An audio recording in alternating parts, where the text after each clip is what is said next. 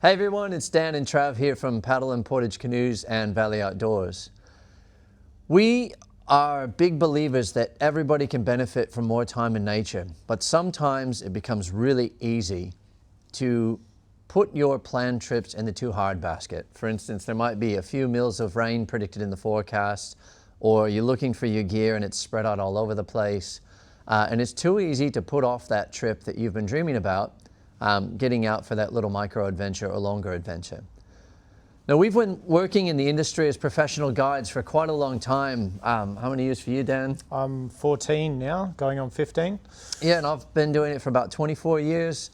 And because in that line of work, we are constantly planning for a trip, packing for a trip, running a trip, coming home, unpacking, putting gear away, we've come up with a lot of tips and tricks that we thought we would compile to share with you to help you find ways to make it easier to get outdoors on your own adventures. So basically, difficulty creates procrastination, and that's a big thing for me as well. So by difficulty, it could be there's going to be a light breeze, there's going to be 2 mils of rain coming through, so oh no, it's too hard now. It could be your gear is spread all over the place and it's just too hard. You want to carry too much stuff. You have to deal with food, you have to deal with that. I know for me, I'm really trying to find time to fit personal trips in as well as professional trips. And I'm always doing stuff like canyoning. We're doing flat water canoeing, white water canoeing, stand-up paddleboarding, hiking. It can be very much too hard or just can't be bothered. As soon as the ground might be muddy, you just have all these things that you put in your head, especially on a Friday afternoon, straight after work, you're just like, it's too much. I can't deal with it. So what I've found, a couple of things that I've found, and you've found your own rhythm as well, is like one of my top things that changed my ability to get out on my own personal trips was I put all of my gear in one space. I created a gear room. So because we import and sell canoes as well, we get a lot of timber in the containers, and I took a lot of that timber and created a whole wall dedicated to my gear. And what that did was, instead of having some gear in the shed and some gear in a wardrobe or some gear under my bed, it just meant everything was laid out and super easy to grab. And I had individual tubs that weren't stacked on top of each other, which again, if you're taking every tub off, that's a pain in the neck. But I could just grab a tub, grab one item from that tub, whether it be a shelter, a sleeping bag, all those sort of things. It's all laid out in front of me, so it works really well for my brain.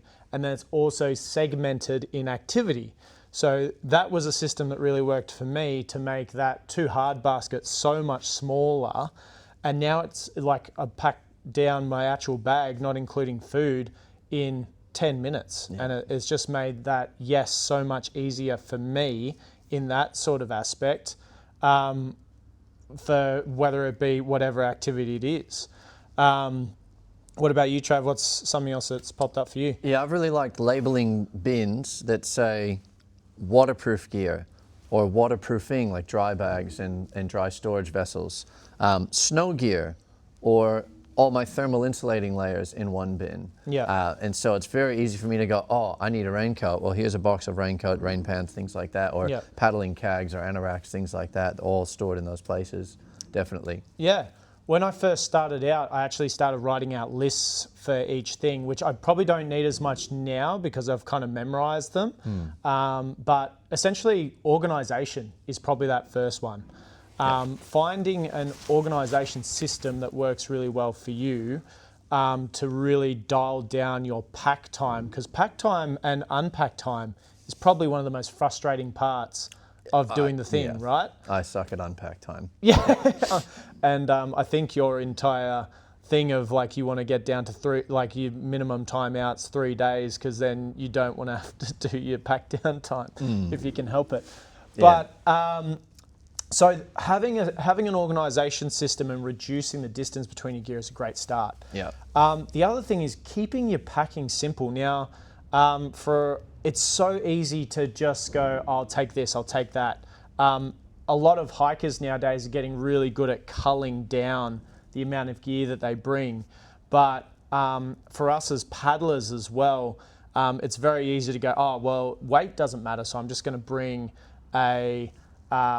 everything, including the kitchen sink, and all of a sudden, before you know it, you've filled a whole van worth of equipment that could still fit in your canoe, but it takes you 2 hours to pack your canoe. Yeah. And then you're creating this big thing that a big task you have to do, which is really, really hard in the process. So culling down your gear, less for weight, but more for your mind space, because while you might be increasing weight, it increases the weight on you to try and get everything in there and move it around and do all that sort of thing. So that was a big thing for me. So often when I go paddling or abseiling or any sort of thing, you're kind of going, oh, I'll kind of have that less is more attitude.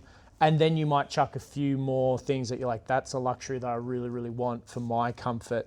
Yeah. And if you have that challenge where you're going, I can't be bothered to pack all the stuff, it's like, just go simple. One of the biggest stresses for me is always, especially in some of the work I did where we were self-catering, was the gear was all fine, but then it came time to catering, mealtime. And I would be packing late because I procrastinated, and I'd be going, oh man, I didn't go to the shops, what am I gonna eat? And I found that if I had a moment, a quiet time, not near when I was planning a trip, whenever that is, and planning some simple menus that were easy to execute with mostly items I'm likely to have in my pantry and simple things I can run down to the easiest store and grab in a hurry, even on the way to the venue. Yeah. And it took the stress out of having to plan those meals, because I had a bank of 7 or 8 ready planned dinners, lunches, simple breakfasts I could plan for, and it just took that brain work and that stress away. Yeah, well, that's where dehydrated meals have become really popular, because it takes that meal planning, which is a stress at home too. Like if I'm at home, I'm like, I don't want to think about 7 dinners, 7 lunches, 7 breakfasts for the week. Yeah. So I often found when I was guiding full time, you would just have your go-to like favorite meal, and then you just like, you'd be packing for a trip and you're like, oh, cool. Moroccan spice couscous, let's go, done. Or yeah, for us, we often go for calzones over the fire when we're out cooking. Less dishes. Yeah, so all these little things, pre-planning meals or knowing what ingredients you're going to have. So again, it's just a quick 10-minute shop and you're done, is another big one. And as Trav said, grabbing stuff that you can just use in your out of your pantry is great. I actually created a resource for me, just listing all the things that I could have out for 3 days, 2 days, 4 days without refrigeration, based on just little things that I'd done. And that was super helpful for me. And quick tip, if you put your vegetables in the brown paper bags that mushrooms go in at the thing, your vegetables and mushrooms will last about 2 days more than if you put it in plastic packaging. Yeah. Or butcher's paper. Newspaper, yeah. Just remove that layer of moisture that causes the decomposition of your fruit and veg. Yeah, and I guess another benefit of canoeing that we've found is the ability to take an esky, which is that helps. a little bit cheating compared to hiking and some of those other ones. But that's why we love paddling as a sport. Exactly. So great segue, Dan. On the topic of canoeing, clearly that's something we are fans of and do a lot. One of the things that breaks our heart is when somebody buys their dream canoe and they're so excited to use it, and then we check in with them, they drop by the shop, or we just contact them and we find out that they actually haven't been using it. And as we start asking the questions, there's a very common thread that we find. It's how they've stored their boat has been something that stopped them from using it. And we're firm believers that canoeing is a great activity for removing that difficulty of getting outdoors if you're doing it properly, because boats can pack so much gear. They allow you to take those luxury items. If it's a lightweight boat, it's easy to get on and off the roof and simple to attach, but you can use that as the vessel that makes it easy for you to get out in nature quickly. And so it is heartbreaking when somebody says, oh, look, it's just too hard getting it down. I didn't use it. And so we've got some top tips for improving your time frame from bed to boat. Yeah. Naps to nature. We've been playing around with the title for this video. Sleep to serenity. Yeah. So, as Trav said, the biggest thing that we found and that a lot of customers have found is when you've got something to try and store that's large, it's very easy to kind of put it in a place and then keep stacking stuff around it. And we've heard a lot of stories about people hanging their boat on the ceiling of their garages, of putting it on a trailer instead of trying to put it on the car, and all these sort of things that create an extra step in the process for you. And it's often for fear of doing some sort of damage to the boat, or just trying to put it out of the way. So for us here in the shop, it's really easy because we've got so many racks set up and all those sort of things. When I had my own personal boats at home, again, I built a rack that was in the garage, and I stored them vertically, even though they were horizontal rather than upright like we've got like some of these boats here in the shop. And I stored them upside down, and what that did was I could go up sideways to the rack and slide it straight onto my shoulders, out the garage door and onto the car. So that process from the time of going, oh, I want to get my boat out, was literally as much as opening the garage door, walking up next to the rack, sliding it onto my shoulders and straight out, and then straight onto the racks. The other thing that I've heard a lot of people is when they start having really complicated rack systems for their car, and they go over the top, they want to have a cradle like you would with a kayak. All these sort of things make it really difficult to actually try and fit the boat on the car. So for you and I, all that we have is two straight bars. You can lift it up, chuck it straight on, straps on, and when we're hiring, like here professionally, it's a 5-minute process to get a boat off a rack onto the bars and strap it down, and then it's just paddles, life jacket, and away you go. Yep. And again, that comes down back to that organisation. Where are you storing it? How are you storing it? How does that work with the flow of your house?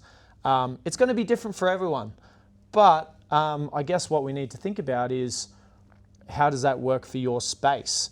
And as soon as you start trying to put it in weird, awkward spots, it's going to make it very difficult for you to do that, and you create that obstacle for yourself. Well, I love that question when somebody asks, this is a picture of my garage, or this is a picture of my storage area.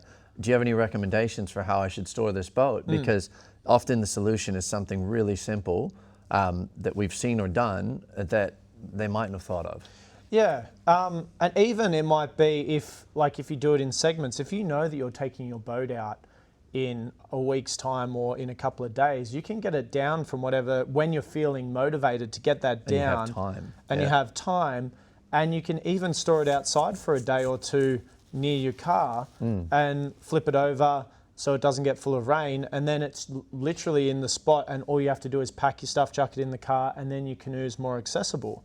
It could be that we've heard some stories of people that have hung it in their garage, but it's actually underneath where their car will drive in underneath the canoe, and they can just drop it straight onto the roof racks. Yeah, that's cool. A well planned out system. Yeah. Rather than just going, I need to store this thing, and then creating this real challenging space of like, oh, I've got to move 700 boxes to get to it and all that sort of stuff. Yeah.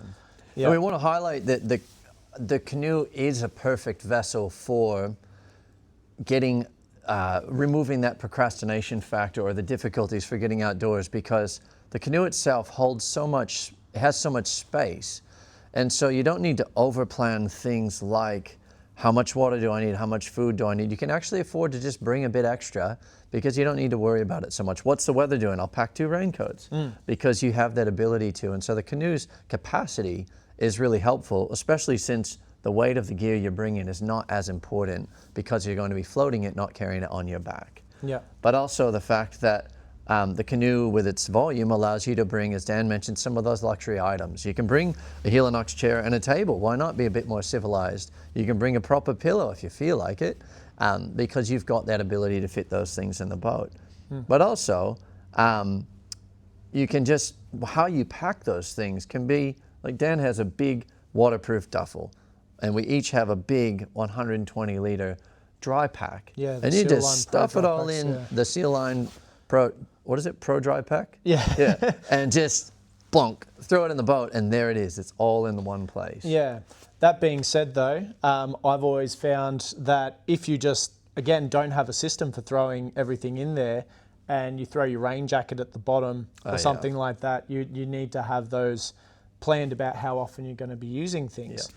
So usually, and I feel like this might be a separate video talking about how to pack that bag, so I won't go too much into that here. But yeah, how you pack your bag also makes a big difference. So these pre-planning things are really helpful. One other thing that is always a challenge when people first come to us is they might have already been into canoeing, but again, that challenge that they've created for themselves is they might have an old fiberglass boat, or they might have an older plastic model boat that's just, they've bought it, they've gone, this is a great idea, and then they go, I just can't lift it on my own, I can't do that. And without turning this into a sales video, it helps for you to know what exactly you can achieve in terms of lifting and getting your craft out, knowing whether or not you can do it on your own. But I would always recommend, from our experience, is when you go a bit lighter weight in your gear, if you get a boat that works really well for what you can achieve, what you can actually do realistically, makes a big difference. And for us, obviously, ultralight boats have been a great thing to changing our experience of canoeing.